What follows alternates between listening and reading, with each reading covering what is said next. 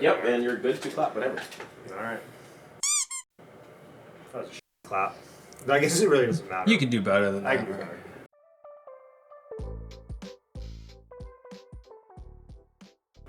Hey everyone, welcome back to Mark Loeffler Experience. Today and today only, Andrew Hines, everybody.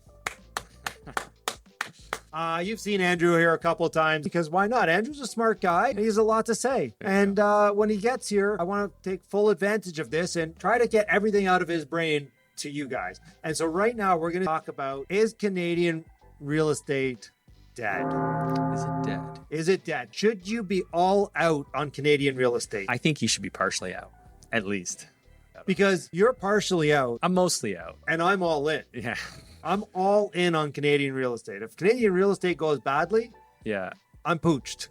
Well, let's look at it at a high level. I mean, first off, do you really control your property? Do you really own your property when the government can tell you, not only what you can build and all that stuff, but if you can take a tenant out of your unit? And when they're basically trying to make it so that tenants have more rights than the landlords, which they've succeeded very well in Ontario. Well, I'm just gonna. So I didn't want to cut you off because I like your thought process. Go for it. So this is one of my biggest pet peeves. You're talking about the biggest province in Ontario, or the As biggest if it's province Canada in general. as if it's Canada. But in general, Alberta is obviously not. right? Yeah. Because Yeah. and this is what happens is Yeah. we're so media centric in Yeah. Ontario. Yeah, yeah. And this is why other parts of Canada hate Ontario. Because they because paint it all with one brush. They paint it all with brown brush. Yeah. So when you hear it's a Canadian real estate problem, I'm like, Yeah. well, no, it isn't. It is to a degree, Well, no, but no, it isn't. Alberta is obviously Alberta, Saskatchewan, Manitoba. Like I can go much more tenant or Well, landlord friendly. I'm not even Yeah. talking just that. I'm talking Yeah. about real estate in general, Like as affordability. affordability, right? Yeah.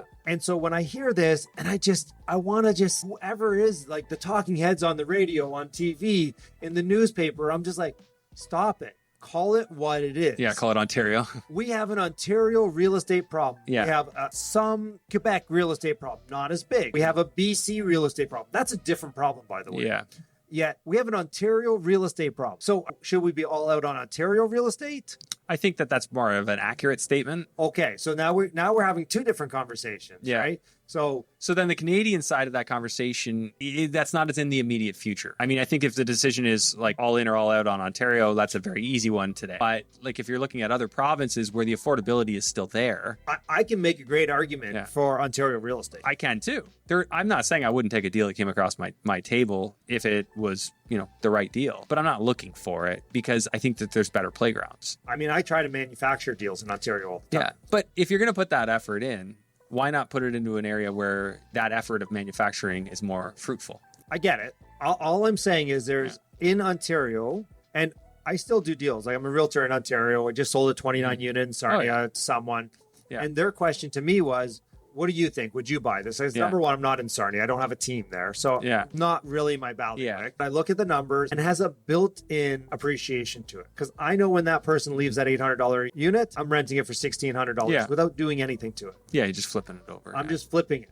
So Yeah. I inherently, what they've done here is they've made it, I have built-in upside. Yeah. Everything I buy, there's built-in upside, no matter how long it takes. Right. Some people will leave in a year, some people will leave in 2, some Yeah. people will live there for 20. Whatever, I have built-in upside. Is it Yeah. painful? Yeah. Mm-hmm. Like, I don't know if you've, it hasn't really been public, but it came on my feed and somebody had brought it up to me. Maybe that's why it came on my feed. But Mike Beer Investments, he owns a couple apartment buildings, and Acorn did a march from like somewhere to protest that he's reno-evicting people. Okay. And now it's in like 3 or 4 different papers there. Yeah. It's unfortunate that the name of his investment company is his name.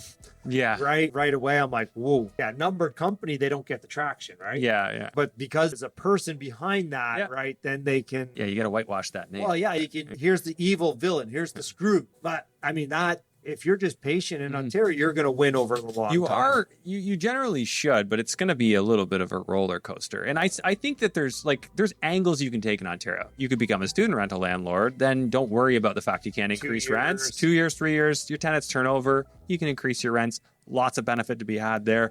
You can buy stuff that was built after November 2018. Now you don't have the rental control on it. And that's only good rents. until the next Liberal takes it out. And, Yep. Yeah. See, that's the thing. You have to acknowledge that whatever's there today probably won't be there in 5 years, or could possibly not be there. Well, and that's Biggest risk in Ontario, I think, is that your mentality of the people is becoming more and more socialist to an alarming degree for a number of reasons. But I would say probably one of the biggest is if you make it harder for people to buy a home and start a family, they get into social causes. Like they lean that way, because if you're busy renovating your home and raising your kids, you don't become a social justice warrior.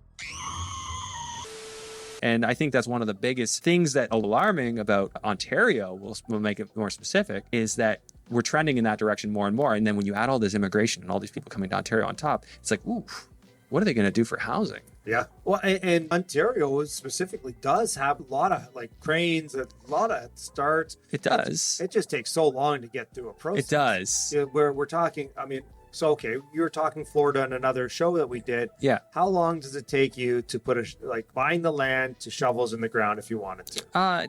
Well, so I'm not having to change zoning or anything like that, but yeah, we can be in the ground in 4 months of buying it. Right. So I'm going to tell you, Alberta's quicker.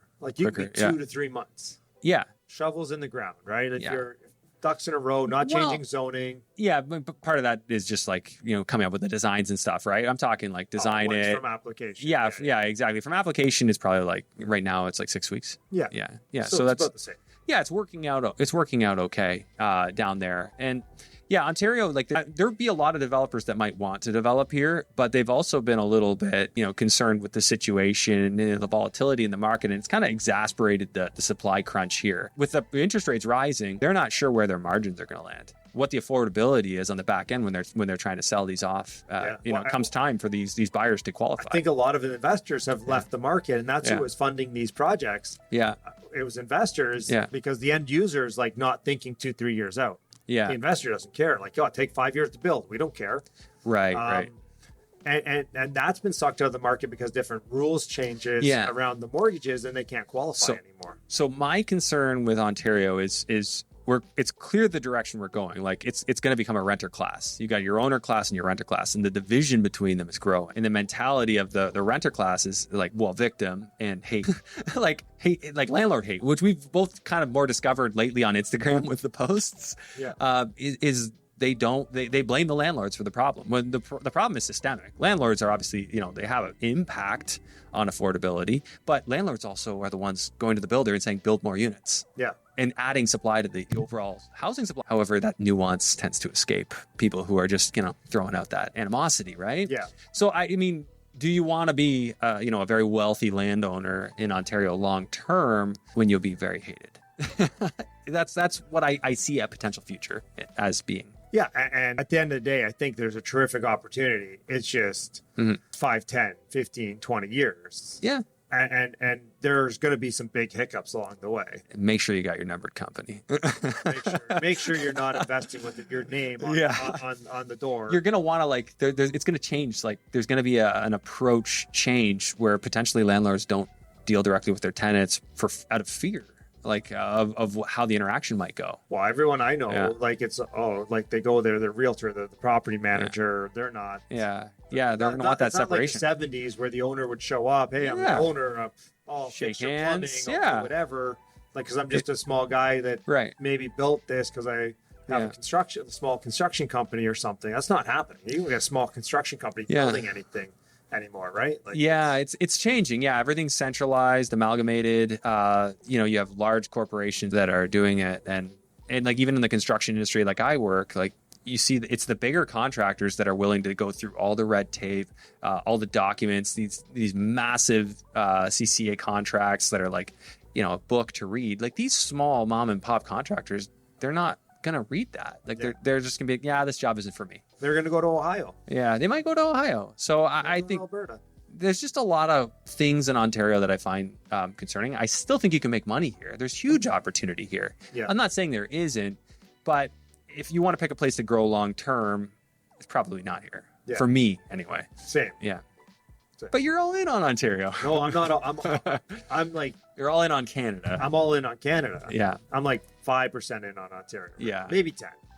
Yeah. And then 90% not. But it's good. Like I have hospitality, here, and I'm interested in that business. I think that there's still a great culture in Ontario. It's a part of it is really great, and it's really enjoyable to deal with. And yet, Yeah. I'm just saying it's a real estate play in general, but it's also a business model that you're running. Yeah. Oh, so 100%. I wouldn't say that it's a business attached to real estate. You're not dealing with landlord-tenant board. You're not dealing with all that other crap. Like that was strategic. You're under the In Act where somebody pisses you off. Please get off my property or I'm going to trespass you. Yeah.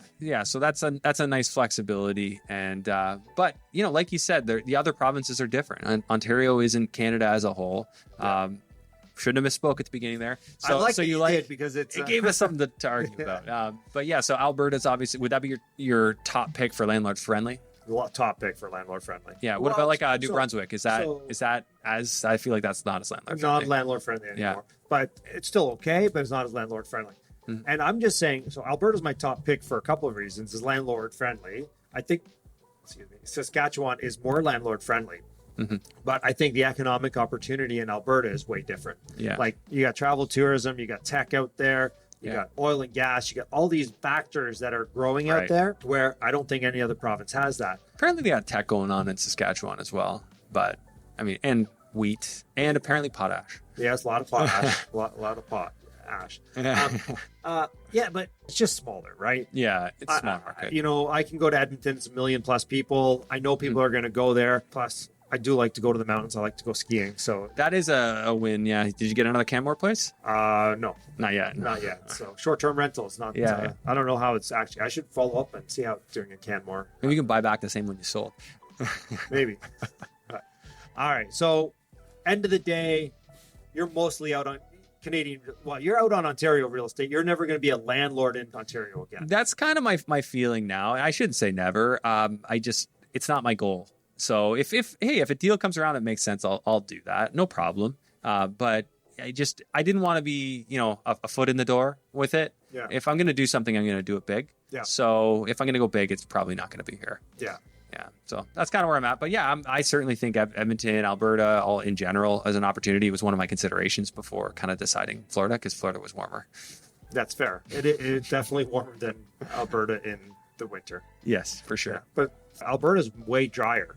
Yeah. I don't like humidity. So I like the weather out there if I'm going skiing, and I don't mind the summer weather there. It's not that warm, but I mean, yeah, it's okay. Yeah. Yeah, it's a great spot to be. I love the skiing out there. I really want to get back out. Yeah, me too. So that's one reason to invest out there, because now you have a reason to go out and ski. That's it. Yeah. All right. So he's all out on Ontario real estate, landlord tenant board. You will buy stuff if you can grow a business around it that's not involved with the landlord tenant board. General idea. So the hospitality stuff, that's out of that perspective. Like the zoning's so solid, like we just avoid all that red tape. Yeah. I mean, we have other red tape, but we avoid that red tape. Fair. Yeah. All right. Well, so everyone comment down below. Let us know what you're doing. Are you all out on Ontario real estate? Are you all out on Canada real estate? Are you just going to the US? What are you guys doing? Comment down below. Make sure you smash the like button for Andrew, and check him out on Instagram and his podcast, the Andrew Hines Podcast. Thanks, Mark. Thanks.